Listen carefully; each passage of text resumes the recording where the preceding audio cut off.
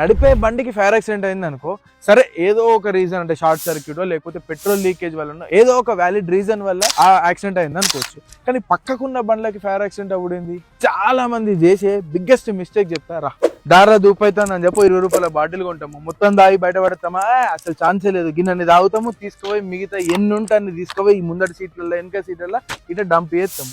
దీని వల్లనే fire accident అవుతుంది. ఎట్లా చెప్తుందా, ఈ వాటర్ బాటిల్ ఉన్నాయి కదా, ఈ వాటర్ బాటిల్ అనేవి మ్యాగ్నిఫైయింగ్ గ్లాసెస్ లాగా పనిచేస్తుంది.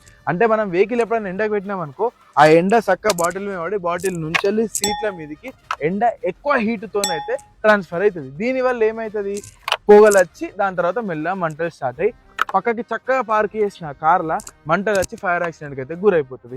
ఇక ఇట్లాంటి పరిస్థితి మన కార్లకు 0.01% కూడా రావద్దు అంటే ఎట్టి పరిస్థితుల్లో కూడా పార్క్ చేసేటప్పుడు వాటర్ బాటిల్ ఏవి కూడా కార్లు ఉంచకుండా ఎన్నుంటని తీసి అవతల పడేది, అవసరం అయితే 10 రూపాయలు పెట్టి మళ్ళీ కొనుక్కుందాం. ఇట్లాంటి కార్ కంటెంట్ కోసం ఖచ్చితంగా మన పేజ్ ఫాలో అవుతుంది.